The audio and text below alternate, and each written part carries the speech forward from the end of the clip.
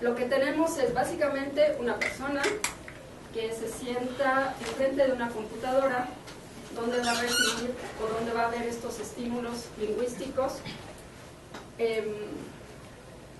y colocamos una serie de electrodos que van a captar la respuesta eléctrica del cerebro. Esta respuesta se va a amplificar y vamos a obtener una señal como la que ven aquí. Esto es específicamente un electrodo que se coloca, por ejemplo, en el área frontal o temporal. Entonces, en este electrodo podemos observar estas fluctuaciones y al final de cuentas es esto lo que nos interesa, saber cómo fluctúa la respuesta eléctrica del cerebro mientras estamos viendo una palabra. Entonces, básicamente cada pico representa un componente que nos puede dar una información específica sobre el procesamiento de la palabra. La N400 específicamente es la que está asociada con la representación del significado. Y ese es este pico que aparece aquí, a los 400 milisegundos, cambia en función del significado o de algunas variables lingüísticas, que es lo que nosotros vamos a estudiar. Entonces, claro, los potenciales nos ayudan a revelar el procesamiento del lenguaje en tiempo real. Lo que yo les presenté al inicio era magnetoencefalografía, que utiliza también estas corrientes eléctricas, pero percibe más bien los cambios, fluctuaciones en el campo magnético. Y la ventaja es que podemos tener localización, o sea, dónde está ocurriendo esta actividad, y además el curso temporal de la activación. Los potenciales solamente nos dan este curso temporal. Ayer hablaron el doctor Barrios y doctor Sarael sobre la resonancia magnética. En este caso, imagínense que para obtener una imagen completa del cerebro necesitamos 2 segundos. 2 segundos ya pasó todo en el reconocimiento de palabras. Porque si pensamos que a los 400 milisegundos ustedes ya reconocieron una palabra, pues si esperamos que pasen 2 segundos, ya no vamos a obtener la misma información. Entonces, claro, son metodologías diferentes que nos dan información diferente y muchas veces complementaria, y eso sería lo ideal, ¿no? Que pudiéramos complementar lo que vemos en potenciales con resonancia. Entonces, bueno, pues todo esto podemos asociarlo, claro, como es una respuesta neuronal, la podemos asociar a procesos cognitivos u operaciones mentales. Entonces, regresando al modelo, si lo volteamos para ver la parte escrita, lo que vemos aquí es que podemos incluso determinar cada etapa en el procesamiento de las palabras en función de las fluctuaciones que obtenemos en la respuesta cerebral. Entonces, a los 150 milisegundos, por ejemplo, hay una fluctuación si ustedes ven una palabra en mayúscula y minúscula, o si la fuente de la palabra cambió. O sea, son rasgos puramente físicos, visuales. A los 250 milisegundos podemos pensar que ahí está, ya activaron cada una de las unidades y ahora las están combinando. Entonces, ahora les presento un poco la evidencia de esto, pero básicamente sería como el proceso. Y al final, a los 400 milisegundos, pues reconocemos la palabra completa y activamos el significado. Ahora, todo esto parece como muy serial, pero en realidad ocurre, hay procesos obviamente que se necesitan antes de llegar al siguiente, pero hay también la posibilidad de que haya procesos inhibitorios, o sea, de arriba hacia abajo. Y, o sea, algún proceso cognitivo que esté inhibiendo la percepción de algunas palabras, etc. Bueno, solo esto para decirles que no es tan serial como lo estoy explicando. Pero bueno, uno de los paradigmas que se ha utilizado para entender este modelo, o más bien para proponer este modelo, es el priming. Entonces, tenemos una palabra que va a preactivar, digamos, la palabra crítica, que es la que nos interesa.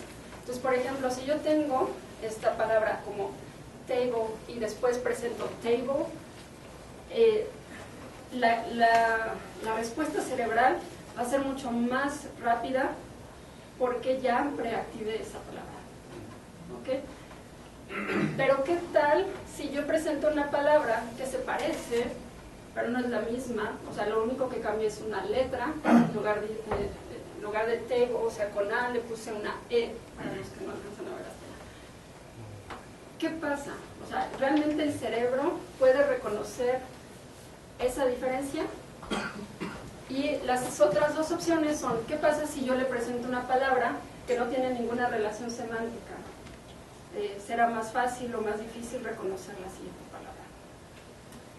Bueno, pues los resultados sugieren que a 150 milisegundos nosotros podemos reconocer entre table con A y table con E. 150 milisegundos. Y solamente es una letra la que cambió. Entonces, esto es, ese es un electrodo, pero es un patrón que podemos ver sobre todo en el área occipital, en el reconocimiento de esta palabra. Ahora, si yo presento una palabra que suena igual, pero que no se escribe igual, como brain, una pseudo palabra, perdón, y una palabra real, ¿qué es lo que sucede a nivel fonológico? Y otra, ¿qué es lo que sucede a nivel ortográfico cuando estas palabras o pseudo palabras tienen la misma cantidad de letras, similar, pero no es la misma? Bueno, pues según estos estudios con potenciales evocados, lo que podemos ver aquí, a lo mejor ustedes no tanto, pero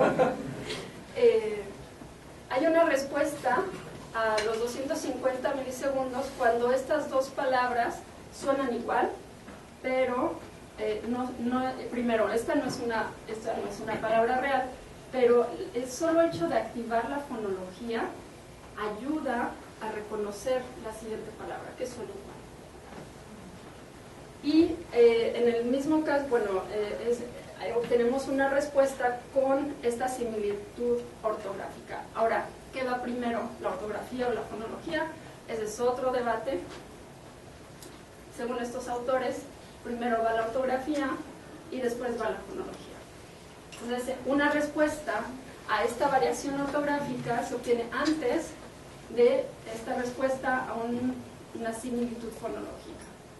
Hay otros autores que no piensan igual, que tienen datos donde estas dos van en paralelo, pero básicamente podemos pensar que lo importante aquí es que hay una activación fonológica. Perdóname, sí. Pero ¿y si no sabes leer? ¿Cómo es que no sabes? Sí, si ese experimento lo está haciendo alguien que no sabe leer y escribir. Pero entonces no podría participar en el experimento. O sea, pero no han hecho experimentos en donde gente que no sabe leer y escribir escuche palabras. Tal vez por eso sí, la pregunta a lo mejor es porque yo no especifiqué que todo esto es escrito. No, sí especificaste que es escrito, pero estoy pensando, perdón, estoy de raya. Estoy pensando en otro experimento en donde alguien que no sabe, ¿qué pasa? Sí, porque digo, esto entiendo, a los que sabemos leer y escribir, bueno, que es que medio sabemos leer y escribir, okay. Pero, ¿qué sucede con la gente que nunca aprendió a leer y escribir? No deja de hablar, ni no deja de reconocer palabras. Claro, o sea, seguramente estas personas tendrán un efecto a nivel fonológico. Es decir, que es lo que yo, tal vez me adelanto un poco, les voy a presentar vecinos fonológicos. Seguramente cuando escuchan una palabra van a activar todos esos vecinos fonológicos, pero nada ortográfico. Sí, pero es que lo que voy es que en tu esquema no estaría el otro carril. Digo, esa sería mi pregunta. Sí, claro. El carril ortográfico no existe. Digo, o creemos que no existe. Oral. Sí, entonces a lo que yo voy es a que tú tienes dos carriles y pues hay mucha discusión que pues, bueno, esos son aquellos que aprendimos a leer y escribir desde muy chicos y aquellos que no, ¿cómo? Entonces, a lo mejor usarlos como elementos de prueba comparados con los que se saben leer y escribir, pero no pero nada más. Es un debate muy interesante porque de aquí se desprenden muchas investigaciones sobre el aprendizaje de la lectoescritura y qué tan importante es enseñar a los niños de manera global, sin pasar por la fonología y simplemente en el reconocimiento de patrones escritos. Ahora, hay investigadores que están en contra de todos esos métodos, que hay una obvia activación de las áreas del lenguaje oral. Entonces es obvio que lo único que hacemos, bueno, no es tan obvio, pero hay evidencia de que lo que hacemos cuando aprendemos a leer y escribir es hacer esta conexión entre las áreas occipitales, que son el área visual, y el lenguaje oral. Entonces es esta conexión que se establece dentro del cerebro lo que nos permite después activar el sonido que corresponde a cada una de estas de los grafemas. Ahora, regresando un poco al ejemplo de ayer, me saltó mucho a la vista esto, porque para empezar, bueno, esta es una especie de juego que apareció en internet, y para empezar no hubo ninguna investigación en la Universidad de Cambridge que avalara esto. De hecho tuvieron que sacar un comunicado para decir: nosotros no hicimos eso.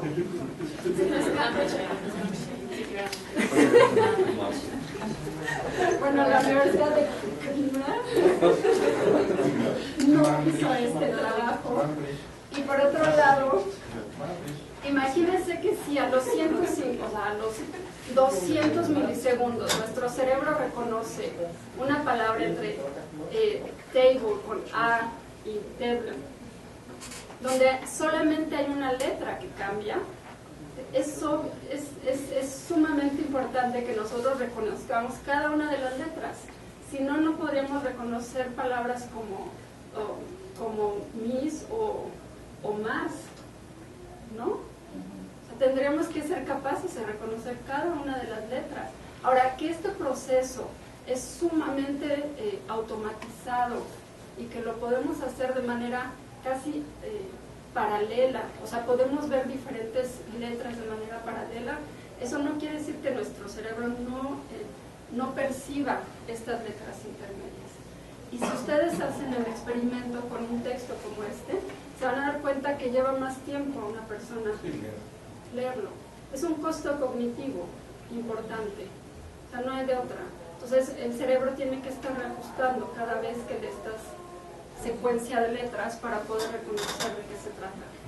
Entonces, claro, lo que presentaban ayer era en movimientos oculares, pero estas medidas de movimientos oculares no son tan sensibles como lo sería una respuesta neuronal y a esas velocidades, ¿no? Entonces son datos. Ahora, y me parece importante porque creo que aquí es donde se pueden juntar todas las disciplinas. O sea, aquí es donde nos encontramos todos.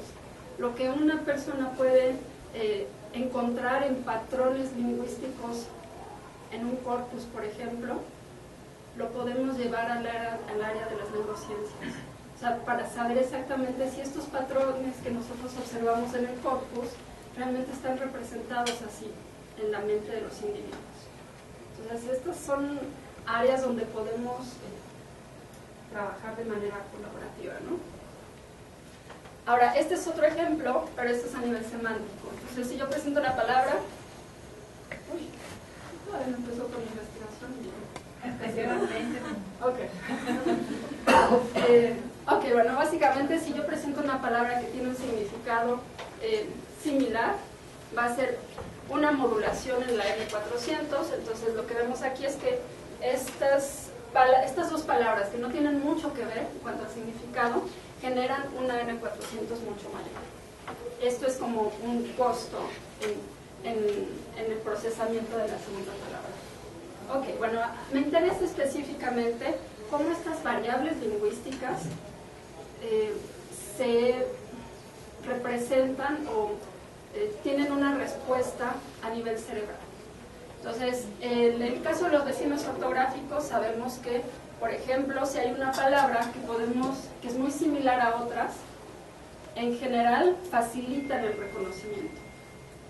Entonces, este es un patrón muy recurrente en todas las lenguas y claro, casi hay un porcentaje importante de palabras que se parecen entre sí a nivel ortográfico. Entonces, ¿qué es lo que está sucediendo aquí? O sea, ¿por qué es más fácil reconocer estas palabras? Bueno, básicamente la hipótesis es que cuando vemos mesa, activamos de manera paralela misa, musa, y las otras que se les vayan ocurriendo. Entonces, toda esta suma de activación hace que podamos reconocer más fácil estas palabras. Y efectivamente, en la N400 podemos ver esta modulación. Cuando una palabra tiene más vecinos ortográficos, hay una amplitud en la N400 mayor. Esto es entre más alta sea, digamos, o más amplia sea la N400, podríamos pensar que hay una activación mucho más importante en este sentido. Ahora, ¿qué pasa con los vecinos fonológicos? Si todo esto estamos hablando del lenguaje escrito, si yo veo haya, pues también puede ser que active haga, acá, etc. Ahora, en cuanto a los vecinos fonológicos, no tenemos antecedentes, digamos, de respuestas neuronales. Y este es uno de los trabajos que yo hice. Entonces, resulta que, como lo predice el modelo, pues los vecinos fonológicos y los vecinos ortográficos interactúan entre sí. Esto no se podría hacer en español porque hay una correspondencia grafema-fonema muy estrecha en español. O sea, automáticamente, si es un vecino ortográfico, es un vecino fonológico. Y al revés. Bueno, no necesariamente, pero generalmente. En cambio, en inglés, como es una correspondencia muy irregular, se puede hacer. Entonces, esto fue lo que hice. Lo que les voy a presentar hoy es esta parte de vecinos fonológicos y de palabras homófonas en el L1 y en el L2. O sea, ¿cuál es el rol de la fonología específicamente en el reconocimiento de palabras? Entonces, vamos a manipular la cantidad de vecinos fonológicos y la cantidad de vecinos ortográficos, y vamos a tener un efecto fonológico cuando esta misma palabra tiene una densidad baja en vecinos ortográficos. No sé si me explico. Básicamente aquí podemos ver que tiene muchos más vecinos fonológicos y menos vecinos ortográficos. ¿Ok? Y aquí al revés, bueno, es lo mismo, perdón. Es que no estoy presentando la otra condición, pero básicamente aquí lo único que cambia es la cantidad de vecinos ortográficos. Cuando hay una baja densidad y cuando hay una alta densidad de vecinos ortográficos. ¿Ok? Entonces, otra vez, bueno, las predicciones es que hay una interacción entre estos dos códigos y efectivamente cuando tenemos una alta densidad de vecinos ortográficos, la palabra que tiene también mayor número de vecinos fonológicos genera una amplitud mayor en la N400. ¿Okay? Hasta ahí vamos bien, porque claro, si hay más vecinos ortográficos y más vecinos fonológicos, pues es una cantidad enorme de activación de muchas palabras, ¿no? Entonces hay una N400 enorme. Pero resulta que el patrón es inverso cuando ahora hay una baja densidad de vecinos ortográficos y también una baja densidad de vecinos fonológicos. ¿Y cómo explicamos esto? Bueno, si estamos hablando de que hay una amplitud mucho mayor cuando tanto la cantidad de vecinos ortográficos y fonológicos coinciden, ya sea en una densidad alta o en una densidad baja, hay una mayor activación a nivel semántico. Es básicamente porque cuando todo coincide, o sea, tanto la fonología como la ortografía, hay más probabilidades de que activemos todas esas palabras. No sé si tiene sentido esto. Esto se explica con esta hipótesis de cross-code consistency. O sea, cuando hay una consistencia en los códigos ortográficos y fonológicos, hay una mayor activación de esas palabras. O hay una mayor probabilidad de que todas esas palabras que se parecen se activen. Independientemente de que sean una cantidad de vecinos ortográficos alta o baja. O sea, aunque las palabras difieran en el número de vecinos ortográficos, cuando las dos cosas, o sea, se comportan igual, pues, los dos tipos de palabras, las que tienen altos y altos y las que tienen altos y bajos, pero cuando las dos cuestiones coinciden en ambas categorías, la respuesta es semejante.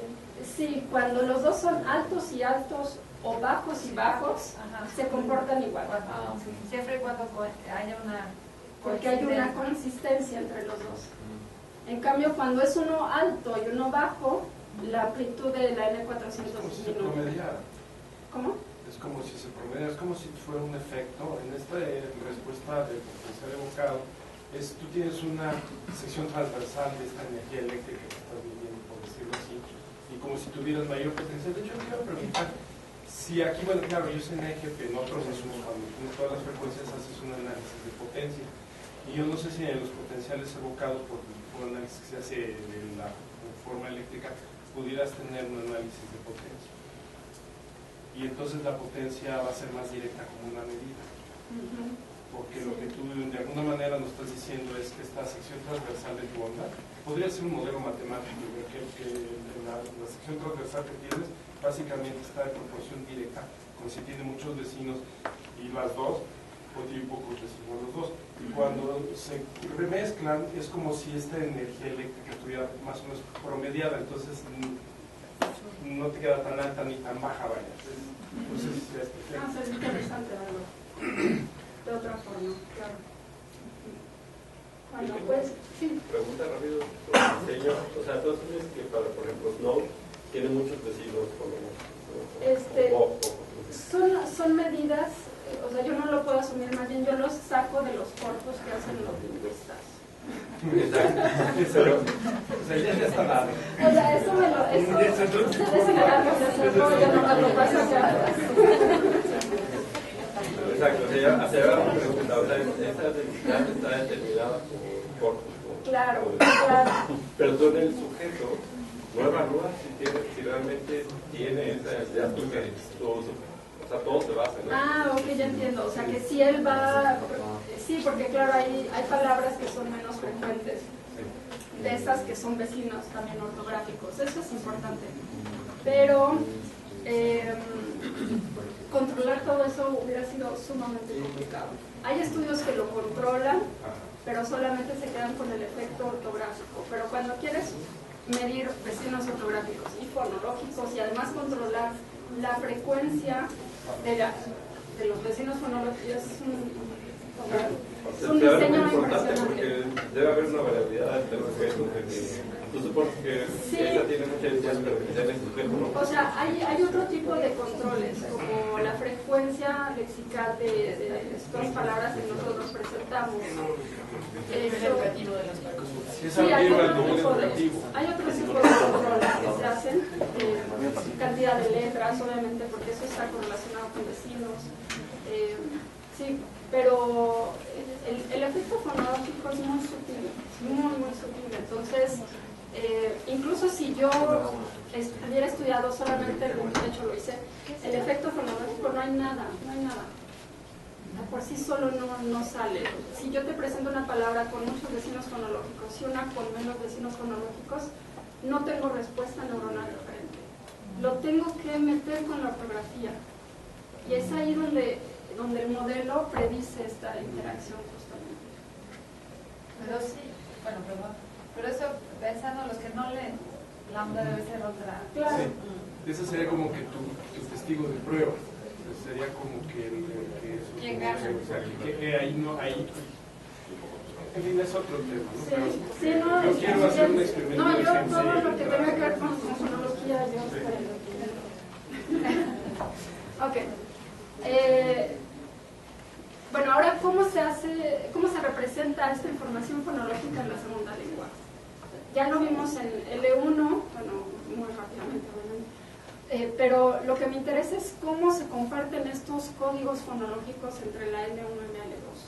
Entonces, este es otro estudio donde es francés e inglés hay palabras que se escriben completamente diferente, pero que se pronuncian igual en las dos lenguas, o de manera muy similar en las dos lenguas. Entonces, por ejemplo, tenemos full y full en inglés. Esto es muchedumbre, y bueno, ya lo conocen. Entonces, hola.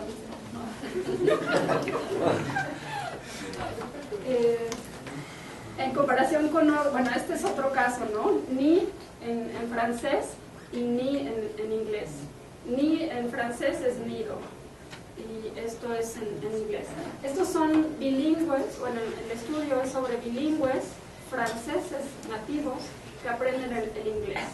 Entonces, la idea es determinar qué tanto, cuando leemos nuestra segunda lengua, activamos la fonología de la primera lengua también, o la palabra de la primera lengua. Entonces, hay dos hipótesis rápidamente. Una donde hay donde esta activación es no selectiva, es decir, que combinamos, hay una interacción completa entre las dos lenguas, tanto a nivel ortográfico y fonológico, y otra hipótesis donde estos dos funcionan de manera independiente. Entonces, hay mucha más evidencia de esto, porque claro, cuando ustedes están leyendo una segunda lengua, es casi evidente que van a activar la primera lengua, sobre todo si esas palabras se parecen, ¿no? Entonces, voy a pasar rápido en esto. Entonces, los bilingües fueron franceses, inglés, que estaban estudiando en Boston en ese entonces, tenían un nivel de inglés muy alto. Las palabras fueron homófonas, entre, por ejemplo, lo full y full, que significan completamente diferentes, se escriben diferente. Es decir, lo único que nos queda es el factor fonológico y palabras control. Bueno, pues ellos vieron en las pantallas, o sea, ellos estaban viendo en la pantalla cada una de estas palabras circular y tenían que responder cada vez que veían el nombre de una ciudad. Era lo único que tenían que hacer, ¿no? Entonces, la respuesta que obtuvimos, tenemos un grupo de hablantes monolingües. Cuando los hablantes monolingües del inglés vieron la palabra homófona y la palabra control, pues nada. O sea, la N400 es exactamente la misma. Tal vez no les comenté mucho, pero cada una de estas ondas, o sea, la línea punteada son las palabras control y la línea continua son las palabras homófonas. Entonces ven que las dos se sobreponen completamente. Entonces no hay ninguna diferencia. Pero ¿qué pasa cuando los bilingües leen una palabra que se parece fonológicamente a su lengua materna? Bueno, pues hay una N400 mucho mayor. Esto quiere decir, básicamente, que cuando leyeron en inglés full, activaron de manera automática la palabra full en francés, en su lengua materna. De otra forma, no habría una respuesta neuronal diferente. Entonces, ahí, claro, es esta hipótesis no selectiva la que podemos confirmar, porque podemos activar esos rasgos fonológicos de las dos lenguas de manera paralela. Y bueno, parece que hay un beneficio de esta similitud fonológica cuando ustedes están aprendiendo una segunda lengua. Estas palabras que suenan más o menos similar, puede ser que tengan una facilidad mayor con esas palabras. Y esto es incluso a un nivel alto de desempeño en la segunda lengua. Incluso cuando tenemos ya un nivel avanzado. Bueno, confirmamos la hipótesis no selectiva. Ahora, en cuanto a las conclusiones, para un poco de tiempo, lo que yo les acabo de presentar es básicamente lo que me interesa en las palabras, entender esta descomposición o cómo se procesan estas variables lingüísticas que nosotros podemos encontrar, patrones lingüísticos que encontramos en las palabras, ¿no? Que pueden ser desde frecuencia lexical, de signos ortográficos, fonológicos, relación semántica. Entonces, lo que yo llevo hecho hasta ahora es ver esta relación entre la ortografía y la fonología. en el reconocimiento de palabras y cómo interactúan estas dos variables. Y sobre todo también pasarlo al área de bilingüismo, ¿no? Cuando estos códigos, porque claro, la mayoría de nosotros somos bilingües, aunque muchos no se asuman como tal, todos conocemos de alguna forma una segunda lengua. Entonces, la usamos de alguna forma. Entonces, estamos constantemente, digamos, lidiando con palabras que se parecen entre las dos lenguas, que comparten rasgos. Entonces, ¿cómo hacemos para procesar toda esa información en menos de 400 milisegundos?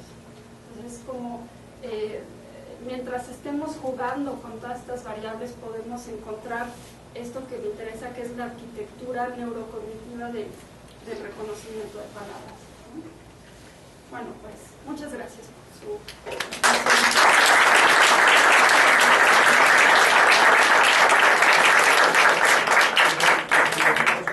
La burra al trigo, perdón, pero es que insisto, se me está ocurriendo otra cosa, y que pasa también en nuestro país bastante.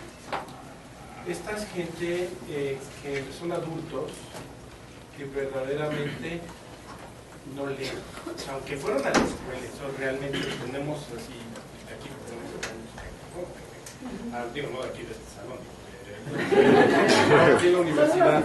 No, de lo que digo de cuando de gente que trabaja así, que dices que te das cuenta que leen casi nada, que en fin, leen pésimo, son partes que no acabaron la secundaria, ¿no? Y están ahí operativamente en analfabetos funcionales, se llama eso. Sí, es que yo soy de esos Entonces, ¿has pensado hacer un evento con alguien así, que en este país es bastante común? Y entonces no tienes que irte al bilingüismo, es casi un bilingüismo. Este es el que lee el español, pero no lo lee en realidad, y entonces le puedes poner una serie de experimentos en donde verdaderamente no está ni reconociendo la palabra, puede no saber si son vecinos o no vecinos, a lo mejor la está confundiendo con la vecina cuando en realidad es otra palabra. Y entonces la palabra target, pues ni es el target, o sea, sí. Su cerebro identificaría a la mal escrita como, entre comillas, el target bien escrito. Entonces, pues, ¿qué pasaría en un caso? Me interesa mucho esa población, de hecho, es lo que platicaba con Mónica, que habría que hacer algo con estas personas que están aprendiendo a leer y escribir. Ya una población muy interesante. Sí, es que esto viene al caso porque en una época tratamos de enseñar a escribir a adultos aquí. Sí. Y bueno, no nos dábamos contra la pared, o sea, de que no comprendían, es que no lee bien, no es que no trajo sus lentes, no es que no, y reconocen las palabras, pero no podíamos, nos dimos de veras. Sí, eso que tú decías de la conexión entre la palabra y el sonido, eso es a cierta edad, o sea, ¿te acuerdas que leímos en un centro de lectura, ¿no? Hay un centro de lectura que seguramente se forma una vez que tienes la práctica, pero llega un momento en la vida de un individuo que ya no hay manera de hacer esa conexión. Entonces el sonido, es más, no podían ni siquiera separar en sílabas, ¿me entiendes? O sea, si poníamos CA y le decíamos suena K, no, o las peores eran las, ¿cómo se llaman esas explosivas o no sé cómo se llaman? Que no tienen un sonido, ¿no? Que no puedes. Bueno, o sea, imposible de los imposibles, desertamos nosotros. La señora sigue intentando leer, nosotros nos podemos. Esa unión entre el sonido, lo que tú dices, la ortografía y la fonología, cuando eso ya no hay manera de conectarlo, no puedes ya. Eso habría que verlo en un resonador o algo. Fuimos eliminando cosas, pero fuimos eliminando la memoria le funcionaba a esta señora, pero... A ver, Octavio. Sí, bueno, con relación a esto, pues es también, bueno, la plasticidad del cerebro y todo eso, no vamos a perder el plástico. Es que es el tiempo que ya se acabó. Pero, bueno, mi duda es más bien como, tiene que ver con la forma en la que nos enseñan a leer, ¿no? Entonces, la única forma en la que los profesores pueden comprobar que alguien está aprendiendo a leer es pidiéndole al alumno que sepa leer que hay una relación fonética con la visual. Sin embargo, por lo menos en teoría, es posible saber leer sin que haya una correlación fonética. O sea, somos capaces de leer imágenes. O sea, somos capaces, sí, ¿no? O sea, somos capaces de leer pinturas, somos capaces de leer cosas que no tienen un correlato directo con el sonido. Las letras y los caracteres son simplemente dibujos que nosotros arbitrariamente les pusimos un ancla fonológica, pero no tiene por qué ser así, ¿no? O sea, por lo menos teóricamente podrían ser canales separados. Entonces, bueno, ese es un buen debate y hay evidencia efectivamente que tenemos un acceso directo, pero una vez que tenemos una competencia muy en la lectoescritura. Antes de eso, recuerden que pasamos primero por el lenguaje oral, o sea, no hay otra forma de aprender el lenguaje escrito más que pasando por el lenguaje oral. Y eso hay evidencia a nivel neuronal de que existe.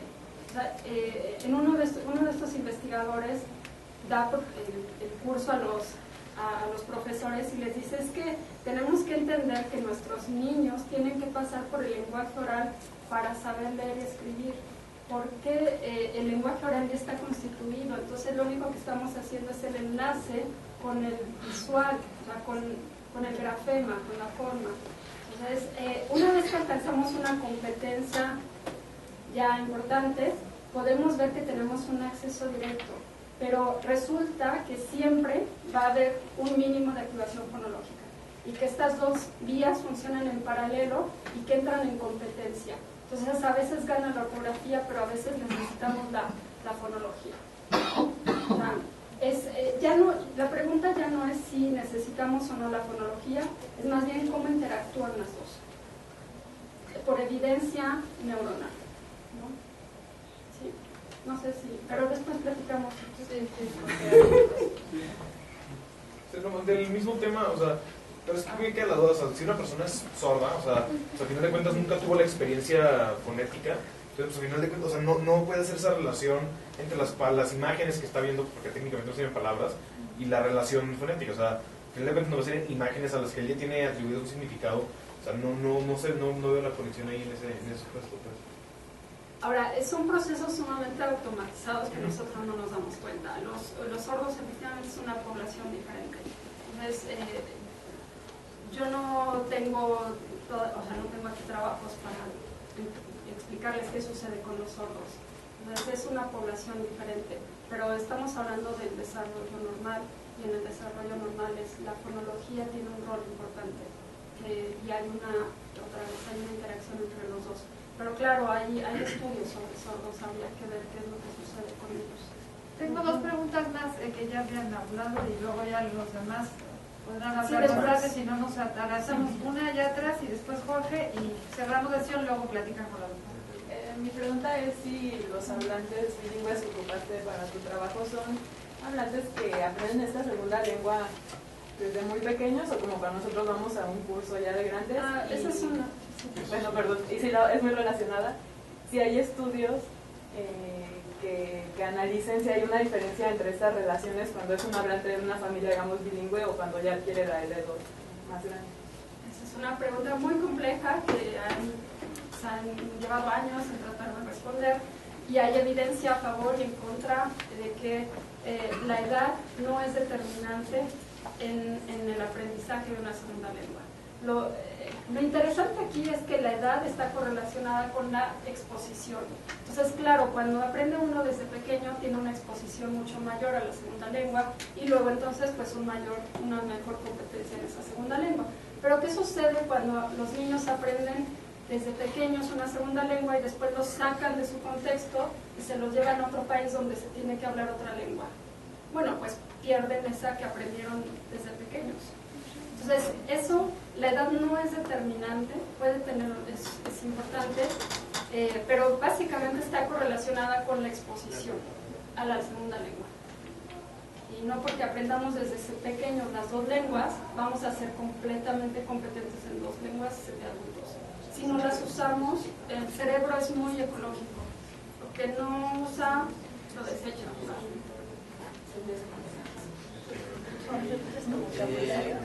Bueno, yo un comentario, una pregunta rápida. La primera es que en tus conclusiones está este primer punto. Quizá creo que debería, no sé si se refiere a la activación del significado lingüístico, ya que veo que la investigación va con base en una sociedad que tiene una tradición oral y de escritura, ¿no? Porque creo que es difícil afirmar que no hay una activación de significado si no fuera solamente fotográfico y fonológico. Es decir, alguien que no escribe o alguien cuya oralidad está ahí, o sea, hay lenguas que no están escritas y sin embargo tienen significados para todo. Es decir, podría ser, o sea, cuando leemos, que no vayamos a la palabra sino al referente directo. Claro. O sea, hay activación de significado. La activación del significado lingüístico creo que ya es más englobado en lo que tú dices, porque creo que si estás leyendo activas significado, que activas también el componente fonológico, claro, pero si no está la palabra escrita creo que pasa menos que si no está la palabra hablada. Esto se comprueba con, si te están hablando, tú podrías dar, o sea, te dan un vaso de agua, quizá no piensas en el vaso de agua escrito y das el vaso de agua, pero si te dicen casa y casa y tenemos este fenómeno de cero, sí hay un cambio de significado si es, por ejemplo, español, ¿no? Casa y casa, o que tienes esta diferencia. Entonces, así como activación del significado en esta parte semántica, creo que podríamos, no sé, podría haber ahí alguna discusión, porque también, como dicen, personas que son sordas, que por tanto no hablan, se comunican.